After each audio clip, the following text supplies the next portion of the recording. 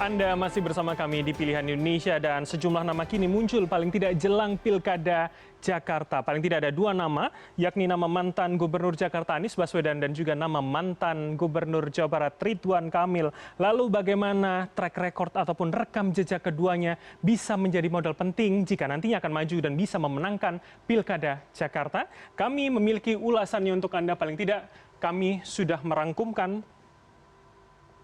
Kami akan mulai dari paling tidak prestasi Anies Baswedan selama memimpin Jakarta 2017 hingga 2022. Dalam catatan kami merangkum paling tidak ada 6 poin ini, yakni soal Jakarta International Stadium, meski kemudian ini bukan digagas pertama kali pada era Anies Baswedan, namun pada periodenya lah kemudian pembangunan dan kemudian peresmiannya pada tahun 2022 bisa dilakukan, termasuk menjadikannya rumah ataupun menjadi basis bagi Persija ataupun klub kebanggaan kota Jakarta. Kemudian adalah sirkuit Formula E yang sebelumnya mungkin sering digunakan pada medium 1970-an, namun juga kembali digunakan dan kembali melakukan event internasional pada masa Anies Baswedan. Nah, kita akan lebih membreakdown lagi atau pada program-program yang lebih dekat dengan masyarakat, yakni ada beberapa program yaitu soal sumur resapan. Ini juga menjadi catatan dan dianggap orang sebagai salah satu prestasinya, meski kemudian juga terdapat sejumlah kritik terhadap kebijakan ini. Karena berdasarkan catatan kami paling tidak ada target 1,8 juta yang ditargetkan pada tahun 2018 oleh Anies Baswedan. Namun sayangnya hingga akhir masa jabatannya hanya sekitar ribuan saja, yang artinya jarak atau disparitas yang cukup jauh dari target dan juga pencapaian di akhir masa jabatan, yaitu 2023 lalu. Kemudian ini yang juga sering digaungkan dan sempat menjadi salah satu kebanggaan Anies Baswedan apalagi saat maju dalam pemilihan presiden lalu, soal Jaklingko. Ini adalah soal mengintegrasikan sejumlah moda transportasi massal yang kemudian dianggap berhasil, kemudian merubah ataupun memigrasi para pengguna kendaraan pribadi menuju kendaraan ataupun transportasi massal, seperti kemudian Transjakarta, kemudian juga sejumlah angkutan kota, yang kemudian ini juga dibarengi dengan pelebaran trotoar. Dalam catatan kami paling tidak pada hingga tahun 2022 ada sekitar 1.258 kilometer trotoar yang kemudian berhasil dilebarkan, dan ini menjadi satu narasi agar kemudian mengurangi penggunaan kendaraan pribadi di Jakarta dan mengalihkannya pada penggunaan transportasi massal. Dan pada masa Anies Baswedan pula yang juga menjadi catatan banyak pihak adalah pembangunan jalur sepeda. Yang kemudian data dari Pemprov kami dapatkan ada sekitar 196 kilometer yang berhasil dibangun pada 26 ruas jalan yang ada di ibu kota. Dan ini paling tidak menjadi catatan-catatan yang mungkin bisa menjadi modal seorang Anies Baswedan untuk bisa maju pada Pilgub. Nah, kami akan loncat dan beralih kepada prestasi Ridwan Kamil, ini yang juga menarik.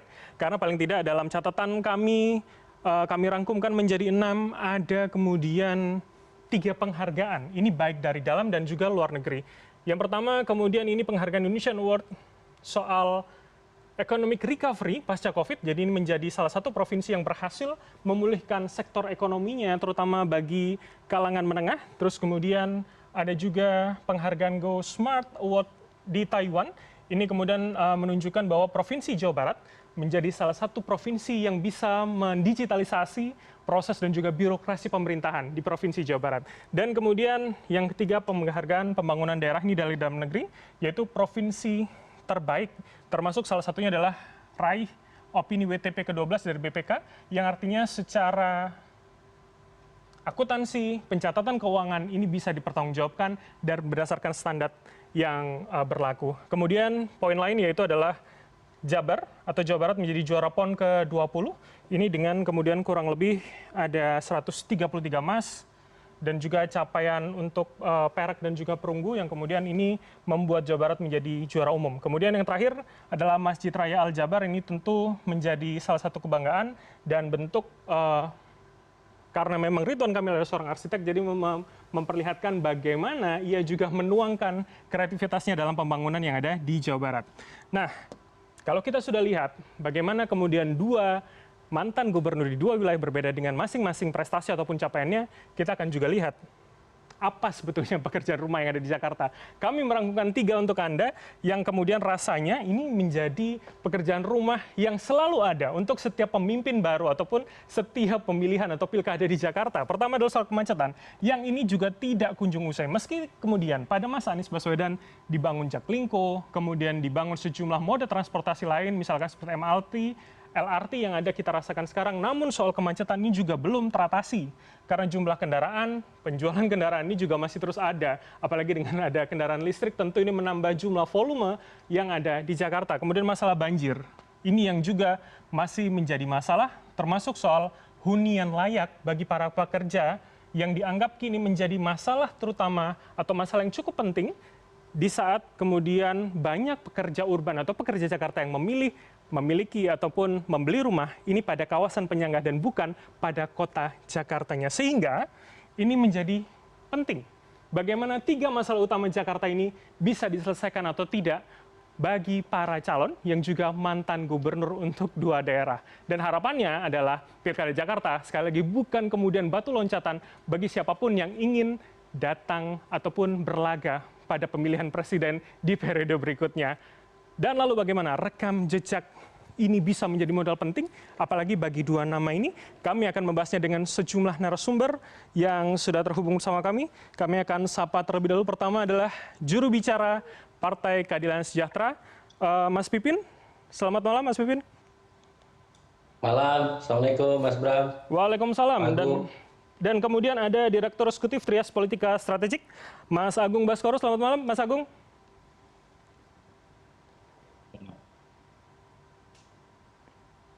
Selamat malam Mas Bram, Assalamualaikum. Waalaikumsalam, terima kasih sudah bergabung. Dan kami juga masih menunggu politisi Partai Golkar yang juga Waketum Partai Golkar Ahmad Doli Kurnia untuk bisa bergabung sama kita. Oke, kalau begitu saya ke Mas Kang Pipin terlebih dahulu. Jadi Kang, kalau kemudian DPW Jakarta sudah menyalonkan nama Anies Baswedan, sebetulnya apa yang kemudian ditunggu DPP? Apakah DPP memang punya nama lain selain diajukan DPW begitu?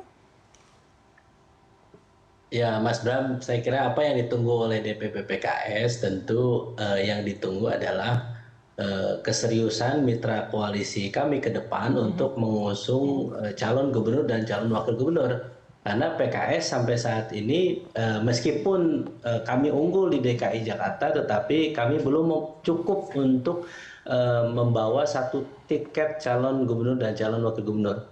Jadi kami 18 masih kurang 4 dan tentu kami harus berkoalisi dengan partai lain. Jadi di situ ya satu yang perlu kita nantikan ke depan. Jadi komunikasi memang sudah ada, tetapi semua kan sebetulnya masih wait and see, masih melihat bagaimana perkembangan dinamika politik, ya apakah pengaruh politik nasional terhadap pilkada juga masih ada, dan kita juga masih melihat bagaimana elektabilitas masing-masing calon yang saat ini muncul. Yang kedua adalah tentu kami sebagai partai pemenang pemilu di Jakarta, kami harus mempertimbangkan bahwa salah satu calon baik gubernur atau wakil gubernurnya kita akan usahakan dari kader terbaik PKS. Misalnya ada nama-nama Pak Sohibul Iman, Pak Ahmad Syaihu, atau nanti Pak Khairuddin ya, yang kami catat bahwa siapapun nanti yang berkoalisi tentu kami akan pertimbangkan agar kader terbaik kami bisa menjadi salah satu calon gubernur atau calon wakil gubernur.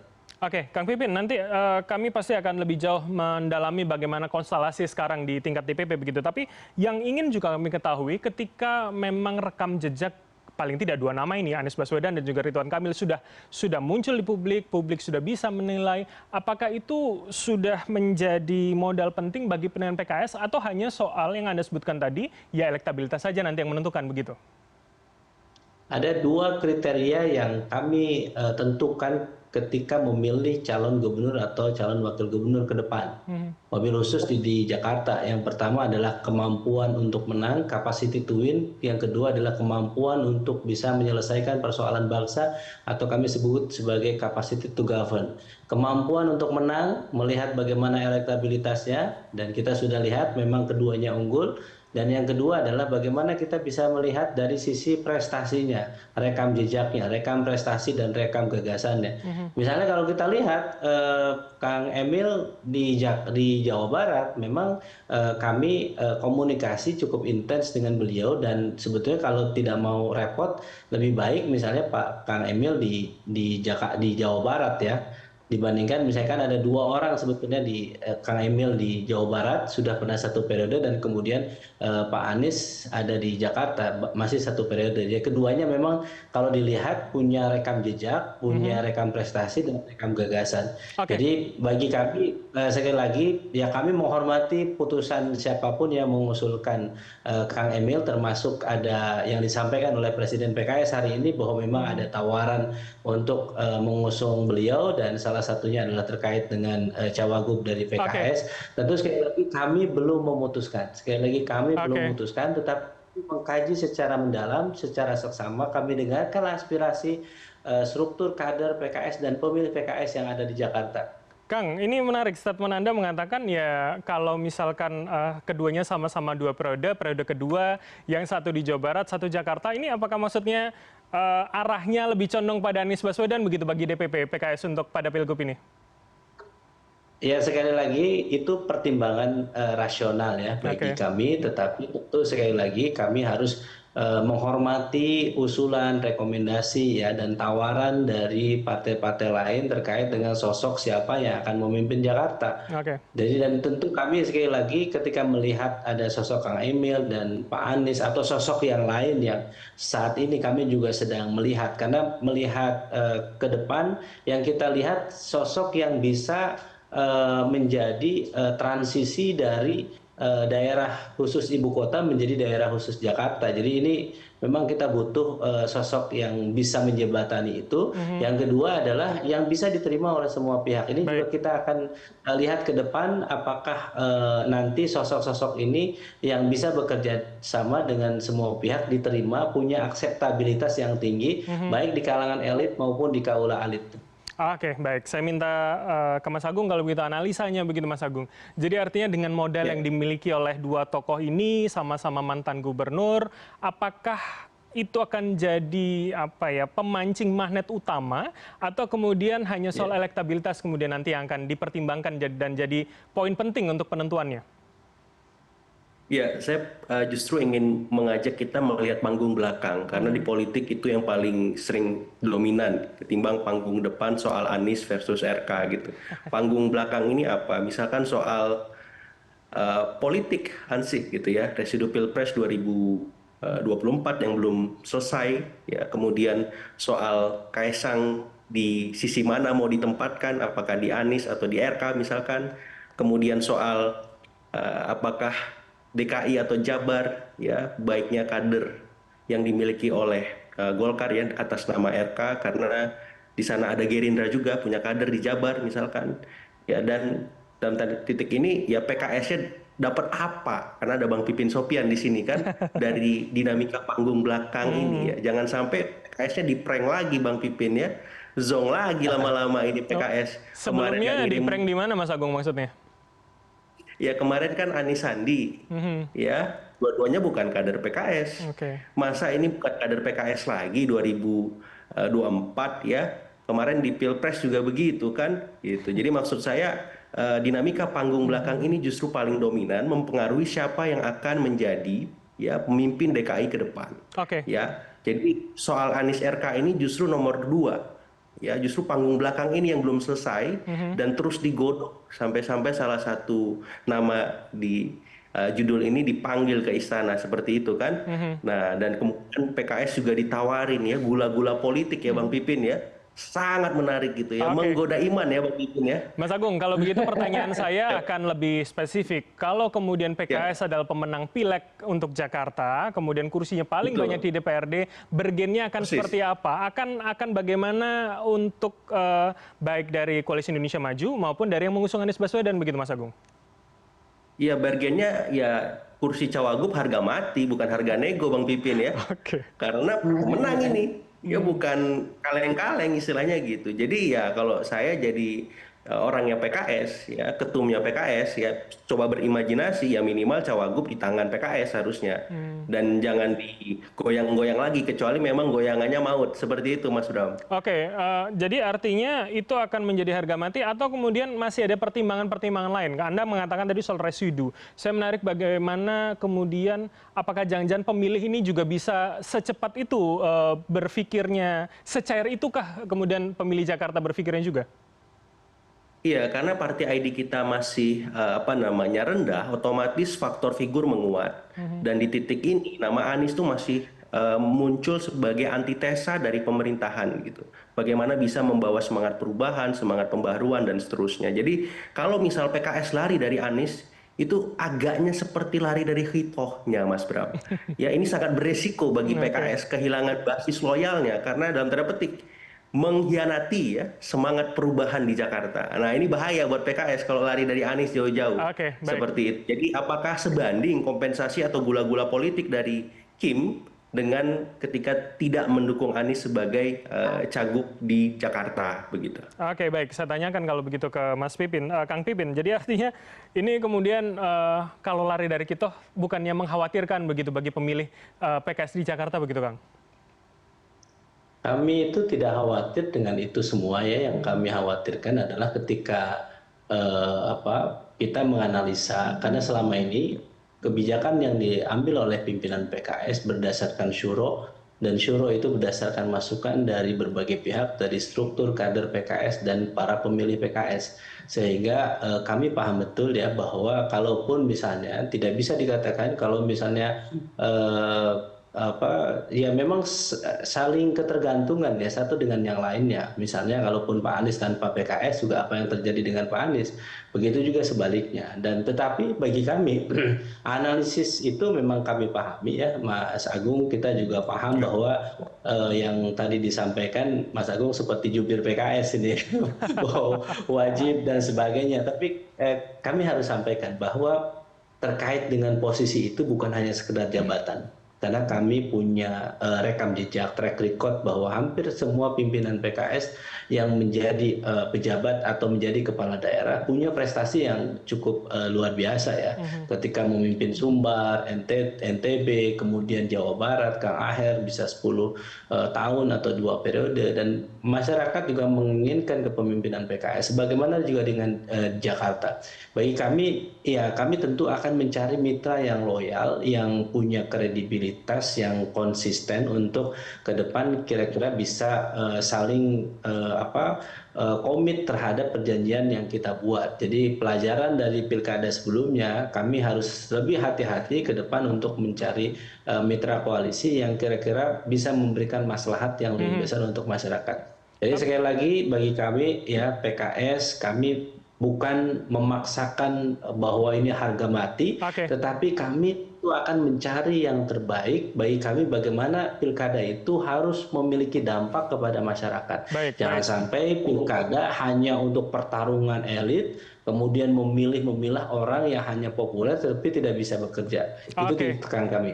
Baik, kami dapat pesan poin Anda begitu. Tapi yang menarik juga ini kemudian sudah banyak di media online, Presiden PKS, Presiden Anda begitu, Kang Pipin mengatakan mendapatkan tawaran dari kubu Prabowo Subianto untuk menjadi calon wakil gubernur di Pilkada Jakarta. Saya akan konfirmasi itu, tapi tidak sekarang, Kang Pipin dan juga Mas Agung, karena kita akan jeda senak. Pemirsa tetaplah bersama kami di Pilihan Indonesia.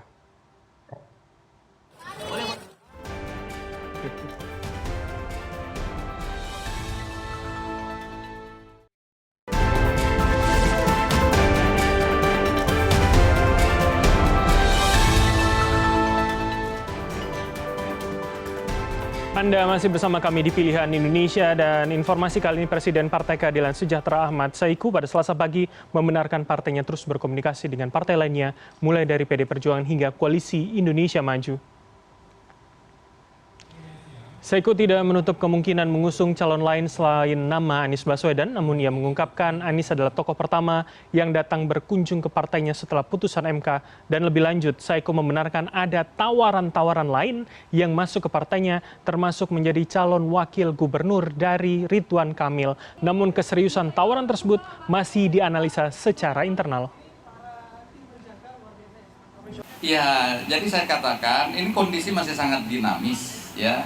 Tapi kita tadi salah satu yang pertama kali menghubungi kami tentu pada saat keputusan MK, Pak Anies sudah datang ke sini. Jadi kita menghormati, menghargai juga.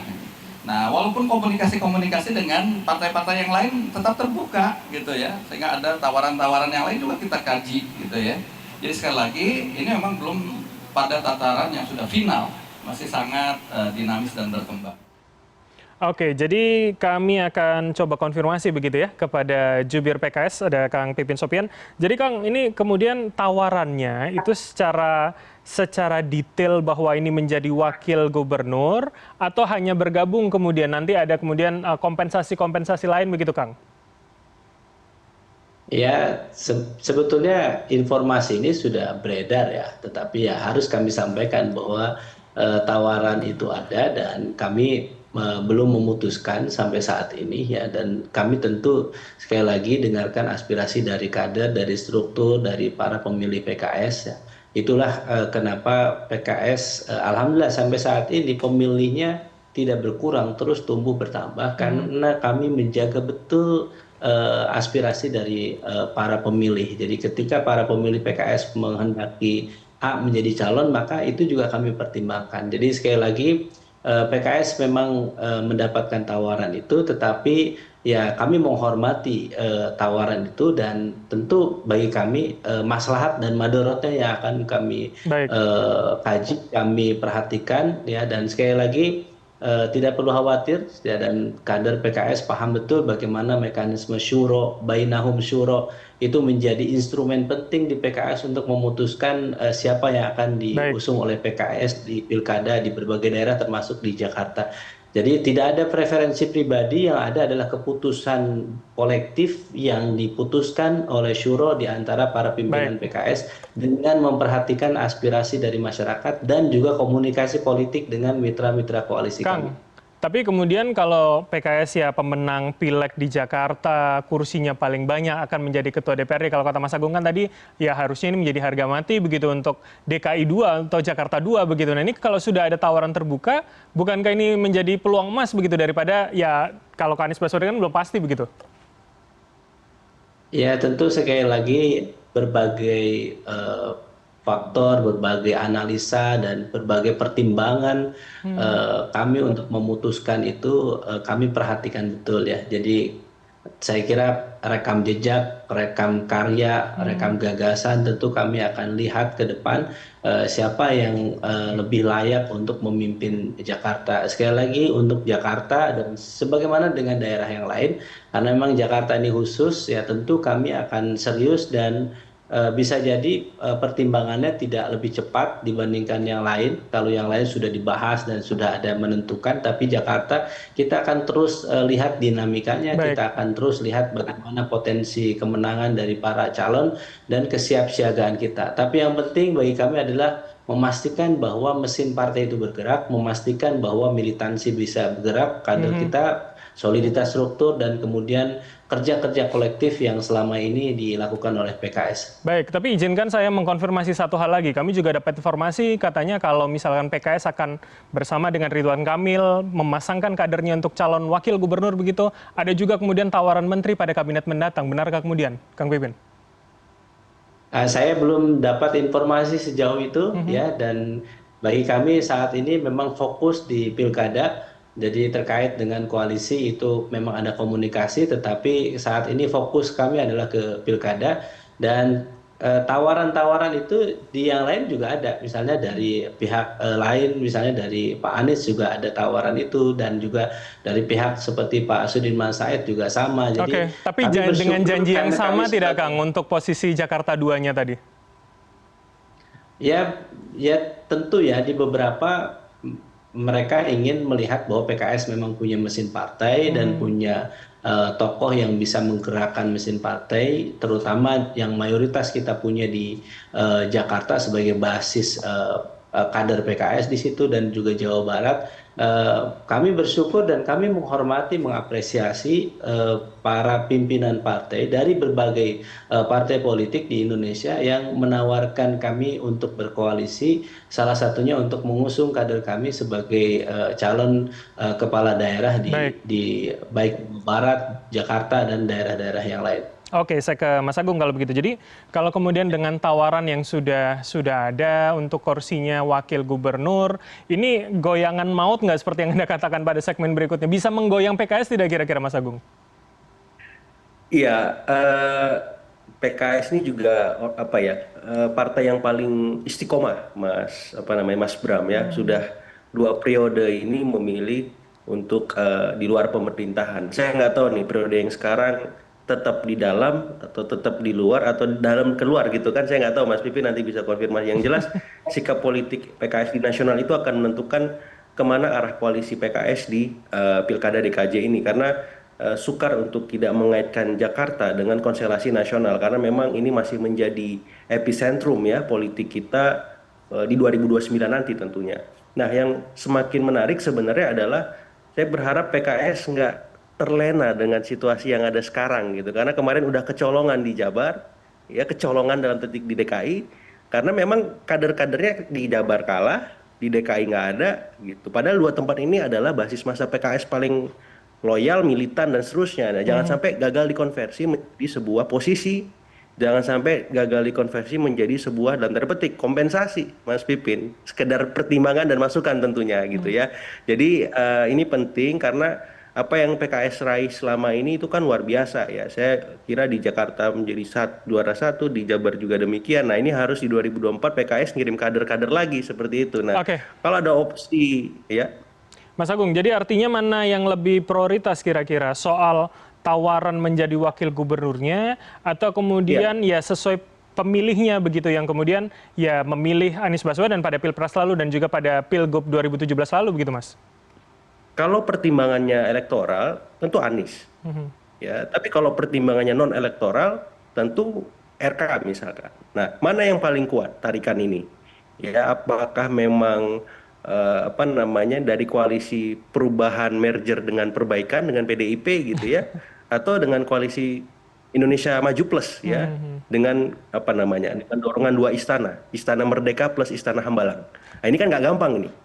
Ya, menghadapi 2 istana, 1 istana saja kita sudah gergeran kan, apalagi 2 istana seperti itu. Jadi saya paham betul posisi PKS hari ini agak-agak galau gitu, walaupun nggak galau karena istiqomah kan, punya tujuan yang jelas gitu. Jadi saya kira yang penting jangan terlena ya, punya cara yang spesifik untuk mengkonversi ya targetan-targetan yang sudah diraih ya sebagai pemenang, sebagai apapun itu, agar ya publik ataupun saya dari luar ini tidak merasa PKS nih diprank lagi nih, jangan-jangan kasihan juga nih.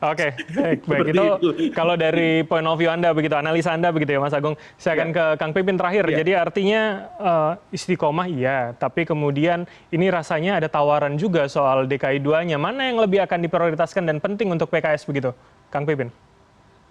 Kami akan memprioritaskan sesuai dengan aspirasi kader, struktur, dan pengurus PKS dan juga para pemilih PKS di Jakarta, dan juga nanti kita juga akan melihat bagaimana hasil komunikasi dengan para mitra koalisi. Sekali lagi kami tidak punya kemewahan pilihan untuk menentukan sendiri tiket siapa calon gubernur dan calon wakil gubernur. Kami tentu harus berdiskusi, kami harus memutuskan dengan mitra koalisi kami yang saat ini kami jalin ya dengan berbagai partai politik. Tidak ada kami batas-batasin, semua kita komunikasi dan supaya nanti mendapatkan pertimbangan terbaik untuk Jakarta ke depan. Sekali lagi, prioritas kami adalah bagaimana kami lebih banyak mendengar akar rumput di bawah untuk nanti menjadi bahan pertimbangan pimpinan PKS dalam menentukan siapa calon gubernur dan wakil gubernur di daerah Jakarta. Jadi rekomendasi DPW PKS Jakarta ini termasuk suara akar rumput, struktur, atau dianggap seperti apa oleh DPP?